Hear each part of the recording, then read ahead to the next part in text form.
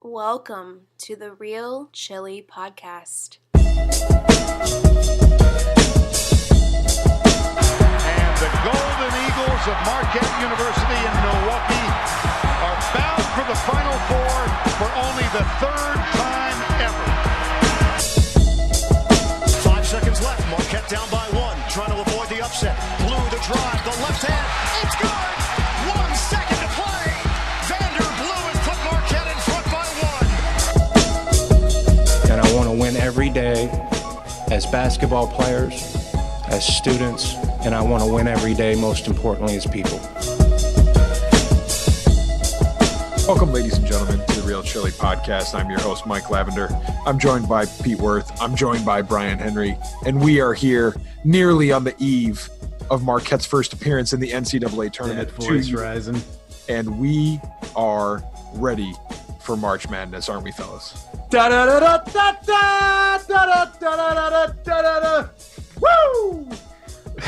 I'll take that as a yes. He finishes the part where you forgot the intro. I went with the sting because I didn't want to have it drag out too long. It is, despite the angst and frustration that has been vented on this podcast for the better part of 3 weeks now, it's still just an exciting and fun time of year. The tournament has been something that, whether you're 12 years old or 32 like I am now, Brian's going to get sentimental here. it's just the best. It's the best. I can see the tears welling. You cannot beat it, and it's great to have our guys finally friggin' playing in it. So let's get after it. You know, folks, as you get older and older, it's a sad fact of life. There are fewer things in the world that genuinely bring you joy. And if you could see the look on Brian's face right now, it is just pure joy.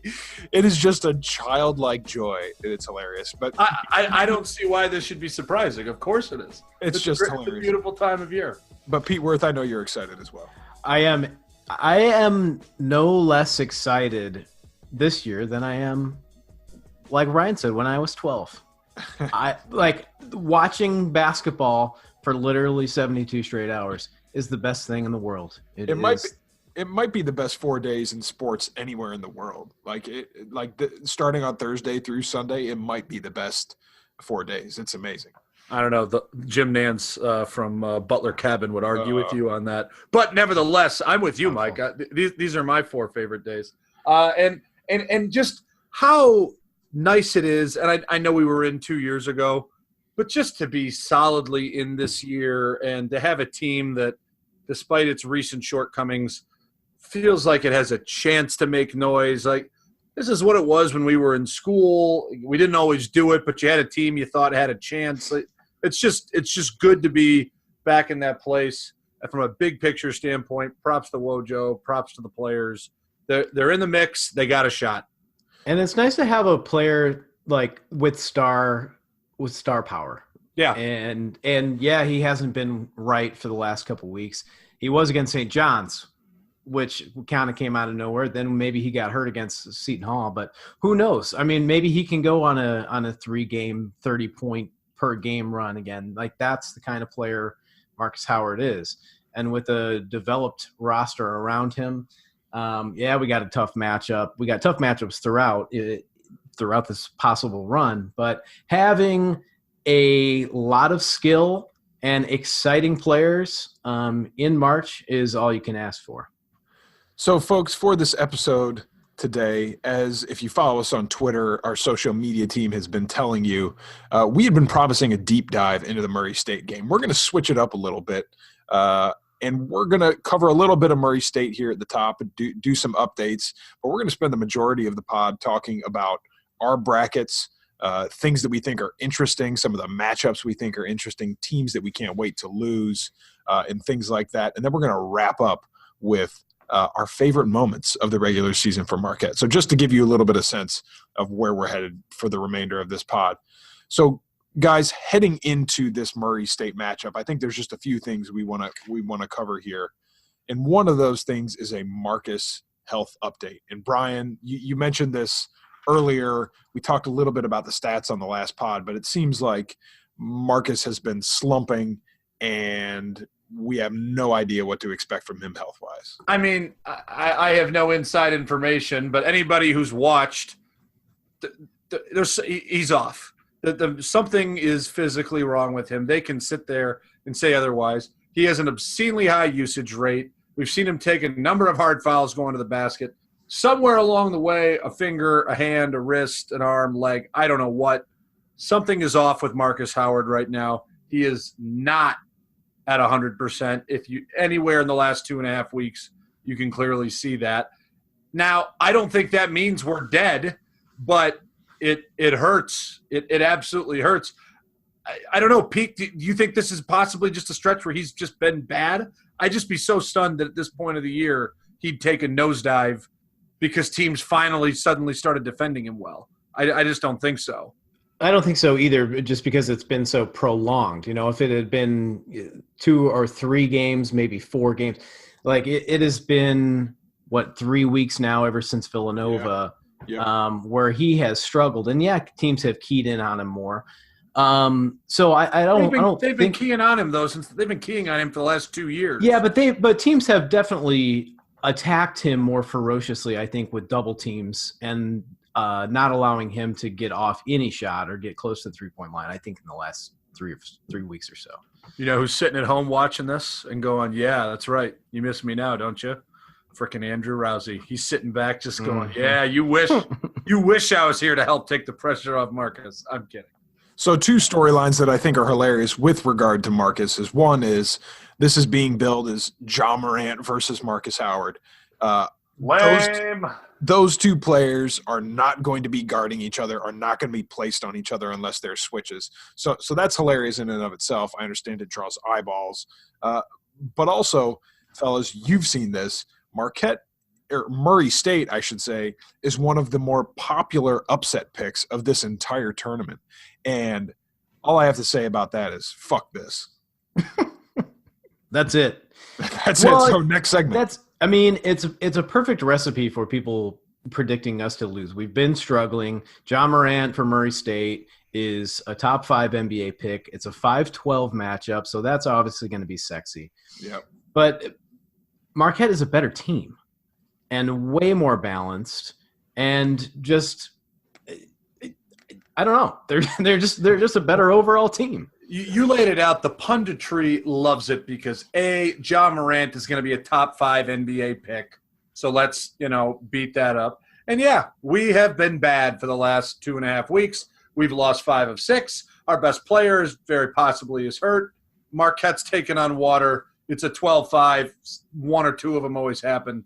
Boom. Thanks for repeating everything I just said. Right. Well, what I'm saying is I agree that the fact that that's just going to get regurgitated all over the place.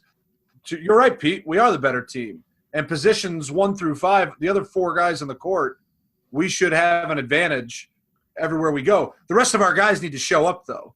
If it's going to be a stare at Marcus and how many can he get game, which God knows we've done that before, we probably do lose. I mean, I think I texted earlier today. I think it's 1 in 5 that Murray State pulls this out. Like, I think we are a pound for pound pretty strong favorite in this. But the bettors won't say so because people like Ja and they like Murray State. That's just how it's going to go. The thing I want to say is that in close games, we're not going to get blown out. We haven't gotten really blown out in any game this year outside of St. John's and Indiana. Okay, so earlier in the year. Yeah. The losses that we have taken on these last 5 out of 6, we've just kind of wilted down the stretch offensively. In the Seton Hall, you would say defensively, because that would actually throw that game out the window because don't want to talk about that game anymore. Our offensive execution just has kind of fallen apart, and we just settle for 3-pointers instead of doing what we have always done this entire year in our wins, which is moving the ball and attacking the basket and then getting good shots. So if it's a close game, I'm going to be focusing on, will we continue to move the ball instead of just watching Marcus or Sam jack up shitty shots? So with that, folks, we promised we weren't going to spend too much time on the Murray State talk, But I think what we want to get to here is the thing that just despite what our social media team said all day. Well, you know what? Social media team, you can't control those people. They're just all over the place. These millennials, we can only afford to pay so much. It's hard to come by good talent. Budgets are tight. Tell me about it. So we wanted to get into a bulk of a conversation. Everyone is looking at their bracket right now, picking their bracket. We know you are not turning to us for your bracket picking advice. But you should be. You should be, because who else do you love to hear talk more about basketball than the fellows on the Real Chili podcast? So eye rolls all over the Marquette fan base on that one. So Brian, I want to ask you this first. In the infamous text chain amongst us, there was a question posed earlier today. When you're picking your bracket, do you – and wait for me to read these off before you answer. Do you, A, go with your gut, B, rely on pundit picks, C, just look at the ranking or the seeding, or D, look at advanced stats, or E, just look at the best mascot? Which one are you looking at when you make your picks? I mean, if John Rothstein says so, I mean, it might as well be in, just print it. I mean, yeah, absolutely. Whatever he said. No, yeah, it's gut. I mean, I'm still part of it. I think Pete is. I think all of us are to a degree. I am a voracious consumer of college basketball. I try to watch everybody. I watched a ton of SEC and Big Ten and Big 12 and even a little West, even painful at times, a little bit of Pac-12. Oh, don't say. And then I stopped. I start early in the year, and then I stopped. Was that before you moved from Arizona? No. I had moved already. Masochism. Again, I spent a lot of time out there. I wanted to check in on my teams out there. But I'll go with my gut. I think that's what the majority. If you watch enough of the sport, I think you do. Pete, same. Yeah, it's mostly gut. I like to look at the lower seeds, like the 11. Actually, I like to look at like that 11 through 14 range and see what those teams have done against any like power conference competition. And if they do have kept it close in a couple games or have actually won one of those games, that kind of goes into my picking some of the upsets. But yeah, I mean, in terms of after that, it's just gut. It's just the thing that's been growing for the last 10 years, ever since college. That's right. You know what I do? I go with my gut, but if there are 2 or 3 teams on the bracket who I like before I even put pen to paper that I know I love and that I think are going to do well, I will just write them in to whatever round I see them going to. So I have this bracket which is entirely blank except for a couple teams advancing for a few rounds. And then I kind of go back in and fill everything else in, because if my gut is telling me that Florida State is going to destroy Marquette, I'm going to pencil that in and not let anything else sway me from that. So it sounds like we're emerging on gut. I'm sure everybody else is there too. And then when you get down to the Final Four of the champion, I think John Calipari once said, just pick the team with the most pros. That seems to make sense. He would say that. So point guard play, most pros, depth, experience, and can they shoot the ball? He's not entirely wrong. That doesn't mean, again, what's good. It's so great about this tournament is it's one game elimination. So you can blow that up in one great game, as UMBC demonstrated a year ago. No way in hell they were better than Virginia. But on that night, Virginia took a dump in their shorts and UMBC played the game of their lives, and holy crap, history gets made. So that's what makes it so fun. You can rationalize and come up with every educated reason for each pick, and it can flip the other way. So, I think his point was mostly on who will win the championship. Right, and agreed on that. Yes, that's fair. Yeah, the best team. How often – when was the last time, Pete, would you say – I know you've got a pretty good perspective on it – a team that you did not think was one of the 3 or 4 best teams in America won the title?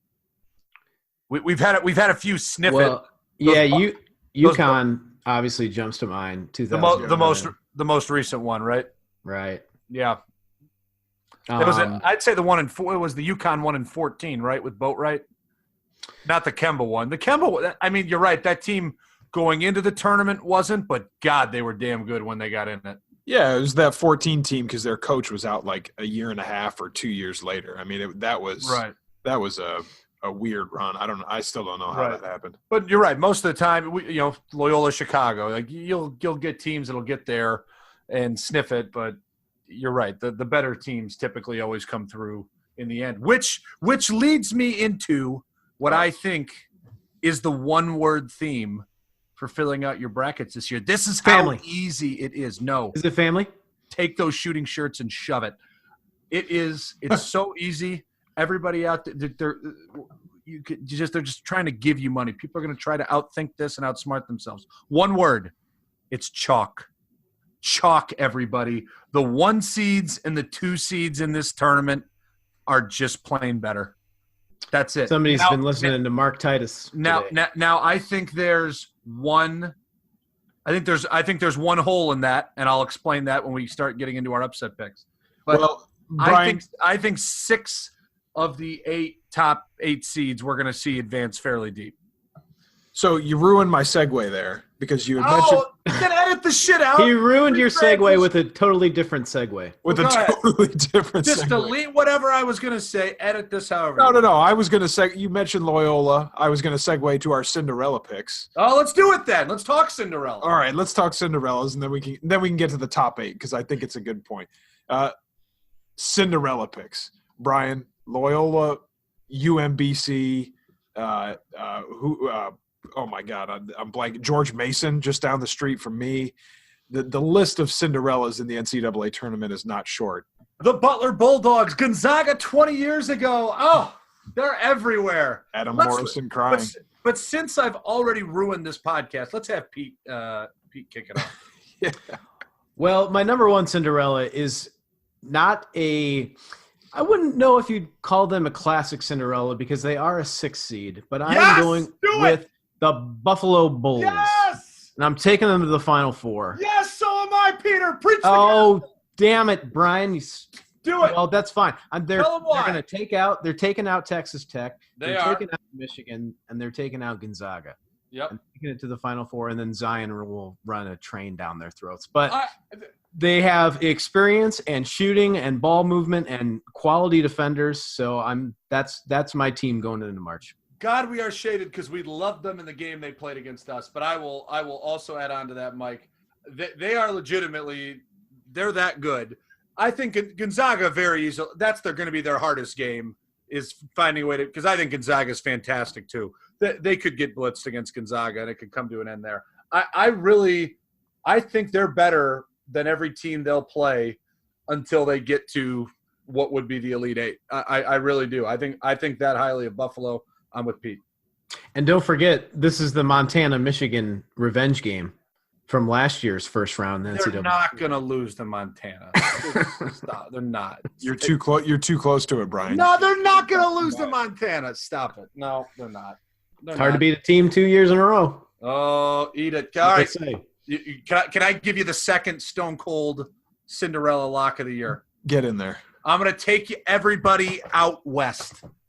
Let me tell you about a little team with one of the finest nicknames in this field, the Anteaters of UC Irvine. Oh, don't you oh boy me. UC Irvine. Yeah, that was a good oh boy. Their mascot's name is Peter the Anteater, so I have no qualms with these. Peter the Anteater is special. He will be taking on the Kansas State Wildcats. UC Irvine won their final 16 ball games of the year, barnstormed through their conference tournament, won it I think by 26 or 27. They have the best 2-point defense in the country, Peter. Big guys, long arms all over the place, good shooting. UC Irvine is going to blitz K-State in that first game. Kansas State has all that stuff too. They'll beat them. Debatable. All right, Pete, you got another one after that? Yeah, I got one more. I got now this one could be completely off the wall. I'm going the Northeastern. What the hell is their nickname? The Huskies? Northeastern, baby. The Northeastern Huskies are going to take out the Bill Self-led Kansas Jayhawks. That seems to be First a trendy. Round. No. It's going to happen. Northeastern is Why? I watched them all year long. Watched every single game of the Northeastern Huskies. They are the number 5 effective field goal shooting team in the country. They have experience. They can shoot the ball quite well. and Kansas. Why, thanks for that astute analysis, Pete. Sure thing. Yeah, and Kansas, who has been struggling mightily all year to figure it out, is young, and they're going to be in their first NCAA tournament really together. And I got a little hunch the Northeastern's going to take them down. I think it's going to be Bucknell all over again for Kansas. I disagree. / Bradley. Put Northeastern up there with Bucknell and Bradley. I was in there for the Patrick O'Brien special. I got one more upset after this that I think is also a stone cold lock, and it could not make me happier to announce it to the people on this podcast, Mike. If you head on down to the Midwest Regional, the 7-10, while this is actually the higher seed, I want to lobby for the fact that they're not only going to win one game. The Wofford Terriers, folks, you've heard about Fletcher McGee, but you haven't watched Fletcher McGee. If somebody tells you they've watched Fletcher McGee this year, call them an asshole to their face. They're lying. They haven't. Maybe you saw the North Carolina game a year ago when they beat them, but that's it. Wofford as a team, top five total field goal percentage in the country. They're over 40% as a full roster.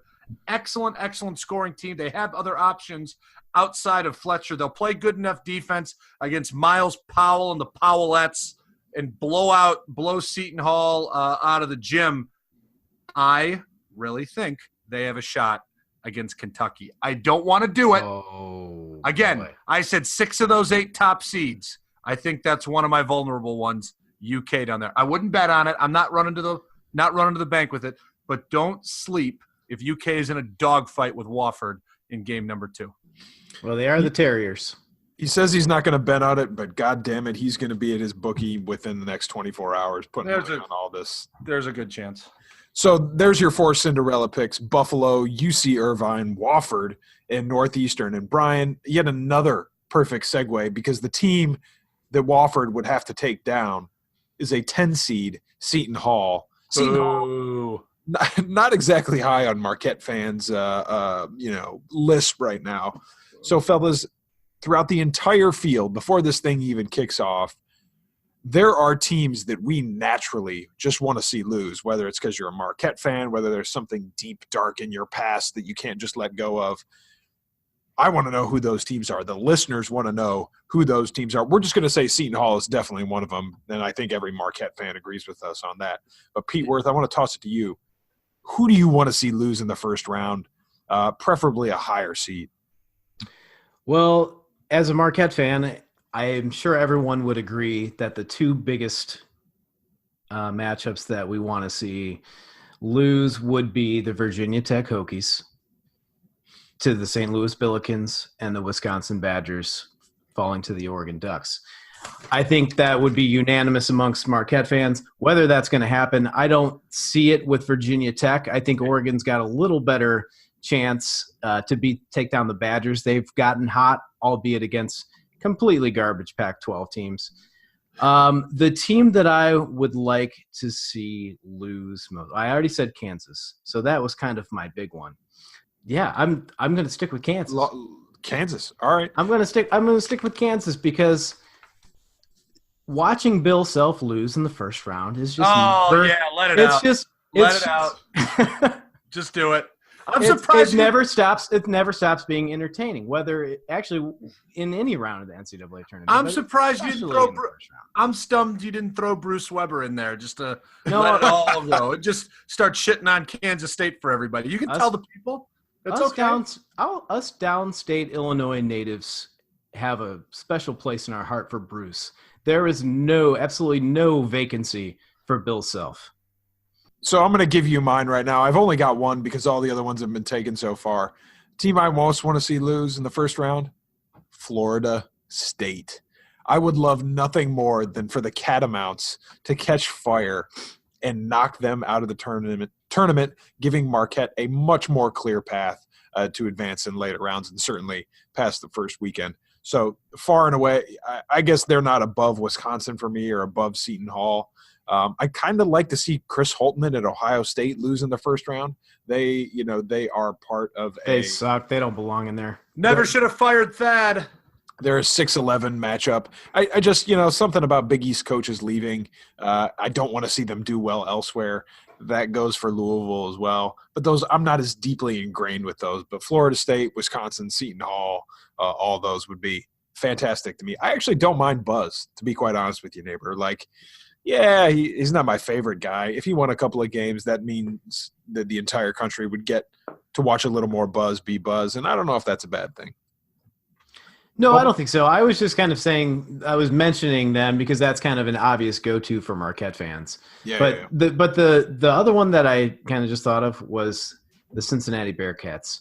Watching a Mick Cronin empty gaze as Nevada storms back on from like 20 points in the second half last year was just really, really gratifying. So watching Cincinnati lose after all those ugly matchups versus Marquette in the old Big East, that's always fun too. So, Brian, I'm going to toss it to you for one team, and then we got to keep this pod moving along.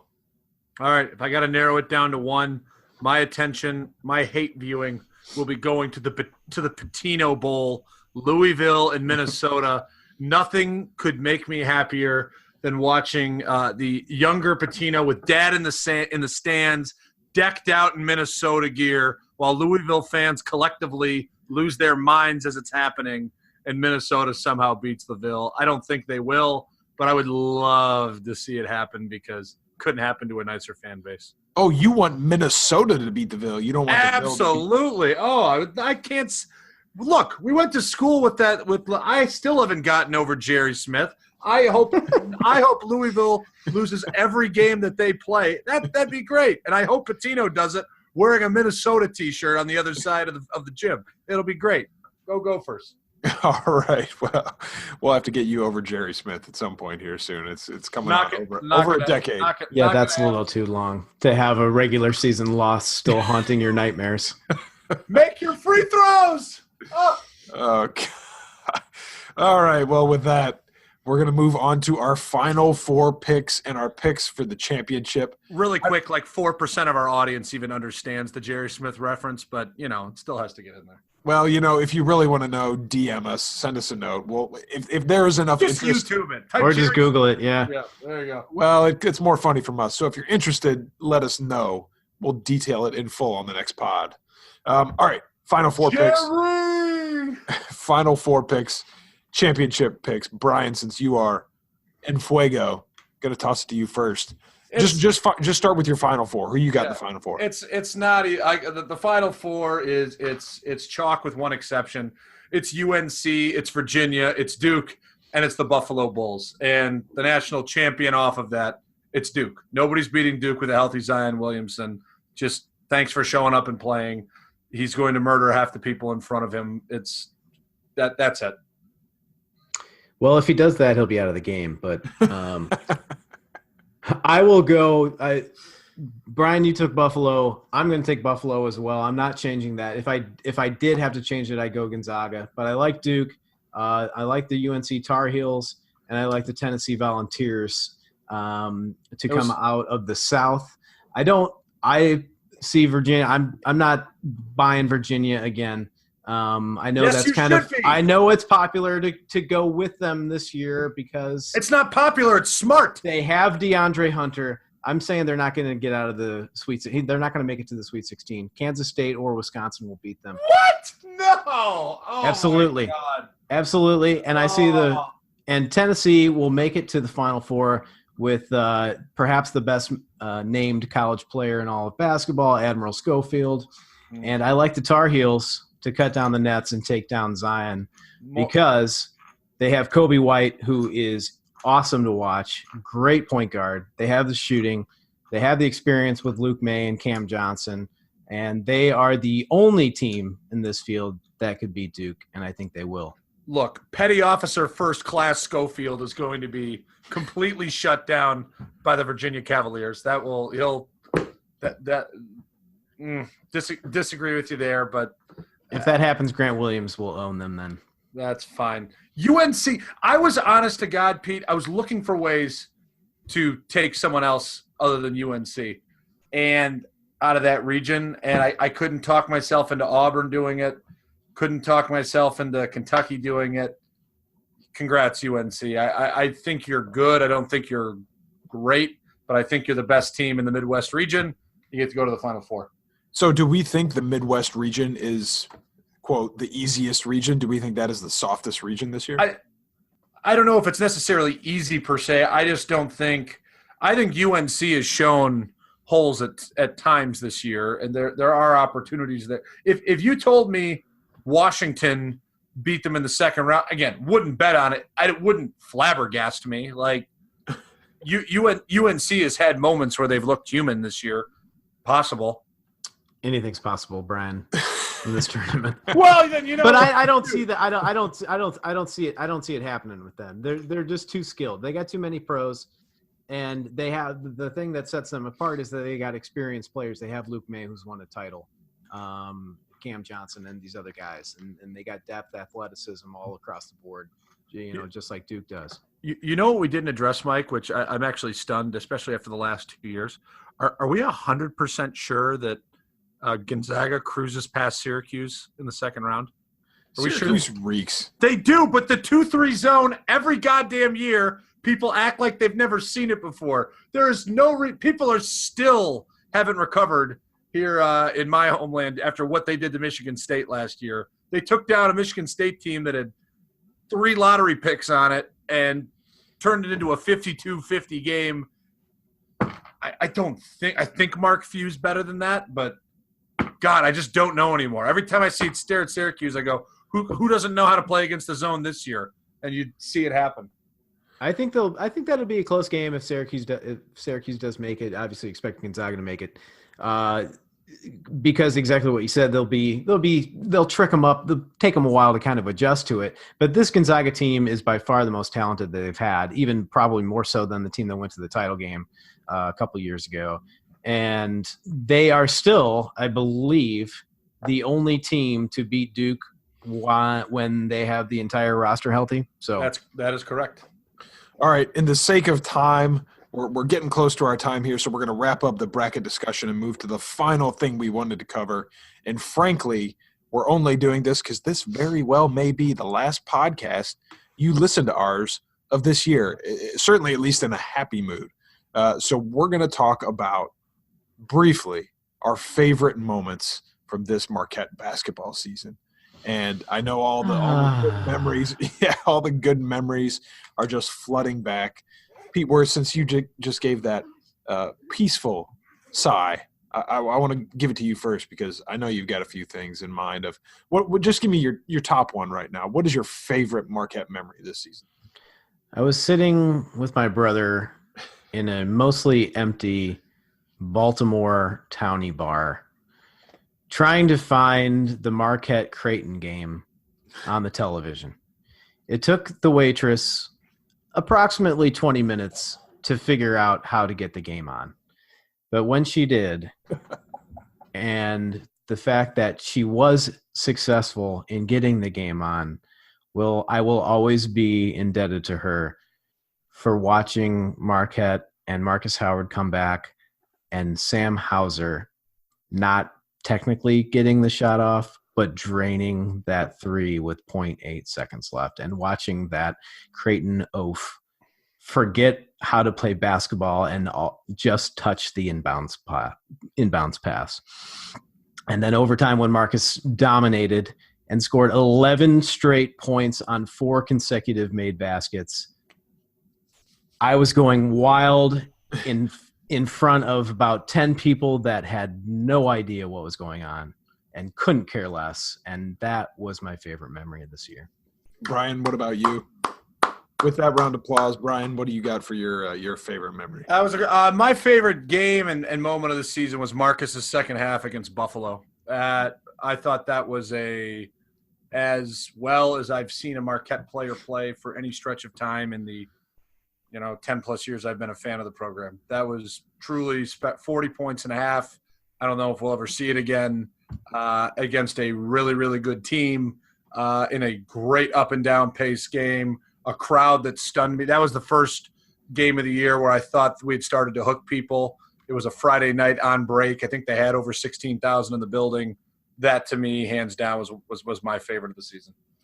Both good candidates. I think for mine, I've got to go with a bit of an unconventional dark horse candidate here. I'm going to say the Georgetown game, the victory over Georgetown, 74-71. That was the game in which Marcus Howard played only 3 minutes. And it was that moment. I believed in this team prior to that, but it was that game where I saw just the talent. And we all saw the talent that this team has, even without Marcus Howard on the floor. And I think that's oddly relevant for if this Marquette team is going to succeed in the tournament.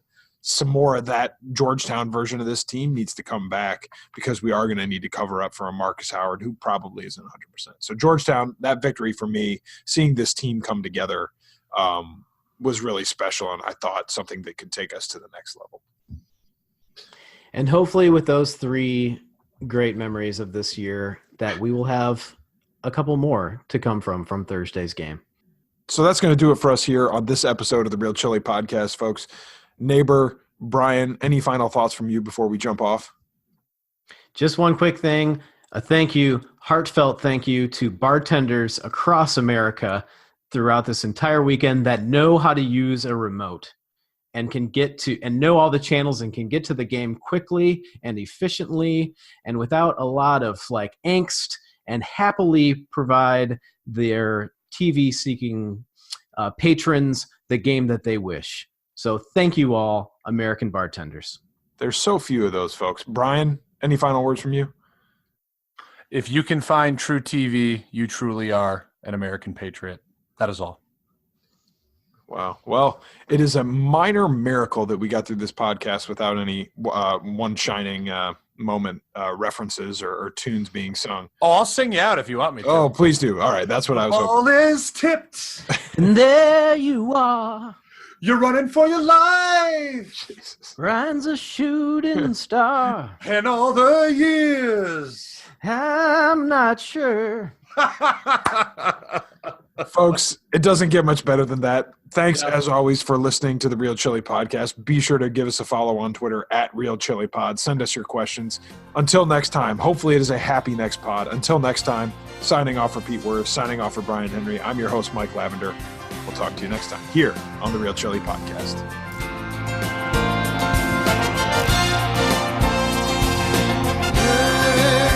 The ball is tipped, and there you are. You're running for your life.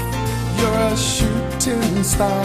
And all the years, no one knows just how hard you worked. But now it shows. In one shining moment, it's all on the line. In one shining moment, they're frozen in time. But time is short and the road is long. In the blinking of an eye, that moment's gone. And when it's done, win or lose, you always did your best.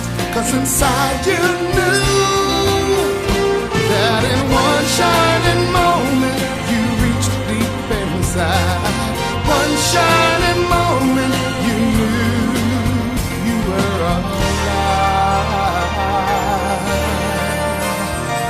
Feel the beat of your heart, feel the wind in your face.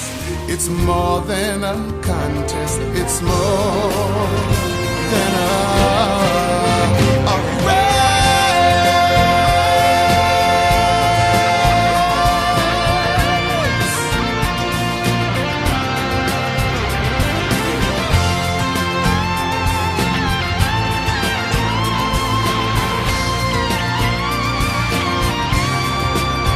And when it's done, win or lose, you always did your best. 'Cause inside you